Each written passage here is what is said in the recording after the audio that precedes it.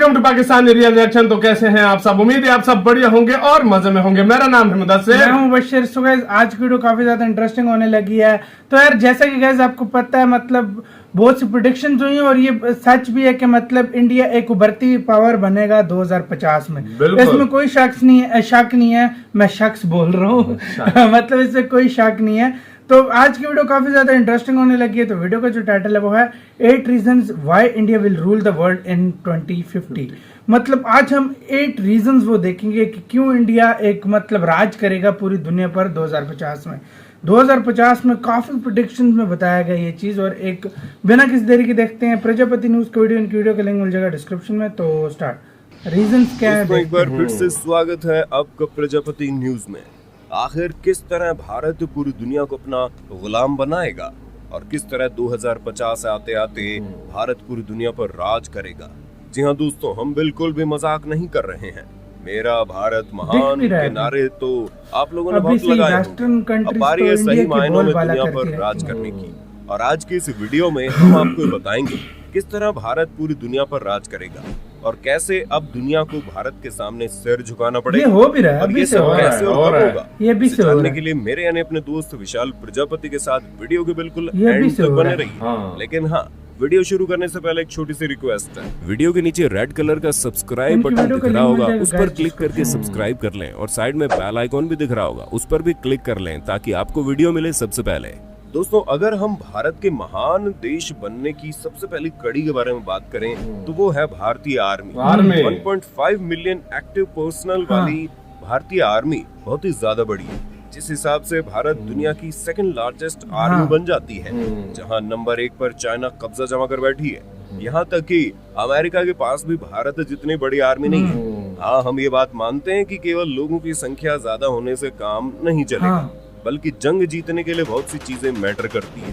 पर अगर पिछले कुछ सालों से देखा जाए तो भारत ने अपने मिलिट्री पावर दिखाने में कोई नहीं छोड़ी।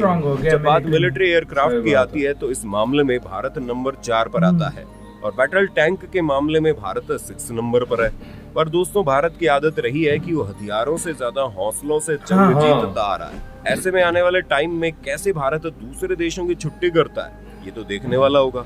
और हम भारत के पास मौजूद न्यूक्लियर वेपन्स को कैसे भूल सकते हैं। पूरी दुनिया में केवल 9 ऐसे देश हैं जिनके ऊपर न्यूक्लियर पावर मौजूद है और भारत भी उन्हीं में से एक है। और अब तो भारत और ज्यादा न्यूक्लियर पावर पर अपनी पकड़ बनाने में लगा हुआ है, जिससे एक चीज तो तय है कि अगर कभी न्यूक्लियर वॉर होती है तो भारत को हरा पाना इतना भी आसान नहीं होने वाला। अब आते हैं इकोनॉमिक कंडीशन पर, क्योंकि किसी भी देश की इकोनॉमिक कंडीशन उस देश की जीडीपी पर डिपेंड करती है। और जिस तेजी से भारत की जीडीपी बढ़ती जा रही है वो काबिले तारीफ है।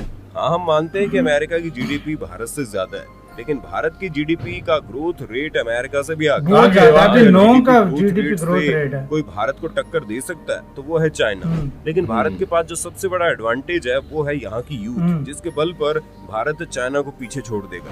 अब अगर भारत के सबसे बड़े एडवांटेज के बारे में बात करें तो वो है भारत की पॉपुलेशन।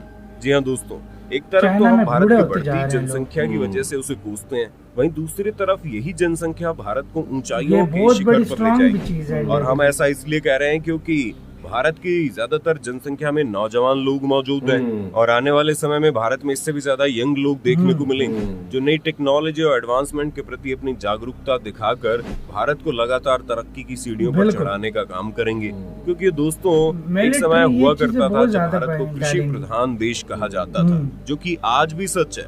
हमारे देश की इकोनॉमी का एक बहुत बड़ा हिस्सा एग्रीकल्चर पर डिपेंड करता है, लेकिन भारत सर्विस देने के मामले में भी बहुत आगे है। अब अगर देर है तो मैन्युफैक्चरिंग की, क्योंकि चाइना अपनी मैन्युफैक्चरिंग के बल पर ही लगातार ग्रोथ करता जा रहा है। लेकिन अगर भारत चाहे तो यहाँ मौजूद जनसंख्या का फायदा उठाकर ज्यादा से ज्यादा इंडस्ट्री खड़ी कर सकता है, ताकि लोगों को रोजगार भी मिले और हमारी मैन्युफैक्चरिंग पावर भी बिल्ड हो सके, ताकि ज्यादा से ज्यादा सामान दूसरे देशों में एक्सपोर्ट करके अच्छा मुनाफा कमाया जा सके। और जाहिर सी बात है, जिस देश के पास जितना ज्यादा पैसा रहेगा वो देश उतना ही ज्यादा ताकतवर और शक्तिशाली बन जाएगा। वैसे दोस्तों, भारत आने वाले टाइम पर कैसे दुनिया पर राज करेगा, इसका एक बड़ा कारण इसका लार्ज स्केल भी है, जिसका सीधा कनेक्शन भारत की बड़ी जनसंख्या से जुड़ा है। क्योंकि अगर देश में 1% लोगों की भी नौकरी चली जाती है तो देश पर बहुत बड़ा असर पड़ सकता है। लेकिन अगर उन्हीं 1% लोगों को नौकरी मिल जाती है तो बहुत ही बड़े बदलाव देखने को वाकई में मिलेंगे। यार। ऐसे में चीज तो तय है कि अगर भारत ने अपना विकास करना शुरू कर दिया तो ये डेवलपमेंट चाइना, अमेरिका, जापान जैसे तमाम देशों को पीछे ये बात छोड़कर वाकई में और अभी बिल्कुल चल रहा है। large और scale अभी पे ये आगे चल भी बढ़ता रही चला है जाएगा। और वो दिन दूर नहीं रहेगा कि 2050 तक भारत के सामने सभी देशों को सिर झुकाना पड़ेगा। अब अगर हम भारत की अगली ताकत के बारे में बात करें तो दोस्तों शायद आपको विश्वास नहीं होगा, लेकिन हमारी एंटरटेनमेंट इंडस्ट्री हमारे लिए बहुत ही ज्यादा फायदेमंद साबित हो सकती है। क्योंकि ये बात तो जग जाहिर है कि चाइना हमारे लिए दुनिया की सबसे बड़ी ताकत बनने के बीच में खतरा साबित हो सकता है। और अगर हमें चाइना को हराना है तो दो चीजों पर फोकस करना है। एक तो हमारी यंग जनरेशन पर, क्योंकि चाइना की आबादी में आधे से ज्यादा बूढ़े लोग हैं। ऐसे में अगर चाइना को एक बूढ़ा देश कहा जाए तो गलत नहीं होगा, लेकिन भारत एक जवान देश है जिसके आधे से ज्यादा लोग 18 से 35 साल की उम्र के बीच के हैं, और इस चीज का फायदा उठाकर हम पूरी दुनिया को पछाड़ सकते हैं। और अगर हम दूसरी चीज के बारे में बात करें तो दोस्तों वो और कुछ नहीं बल्कि हमारी एंटरटेनमेंट इंडस्ट्री है जो तेजी से ग्रो कर रही है। अब तो बॉलीवुड की चर्चाएं हॉलीवुड के साथ होने लगी है।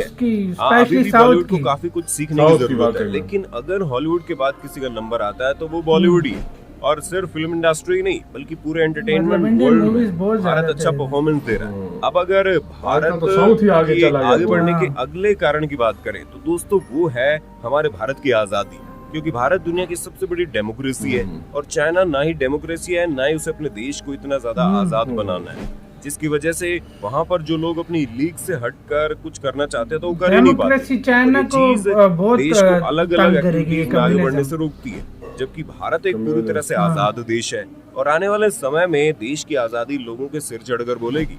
जो यूथ जनरेशन है वो इस आजादी का पूरा फायदा उठाते हुए ऐसा कारनामा करके दिखाएगा कि दुनिया देखती रह जाएगी।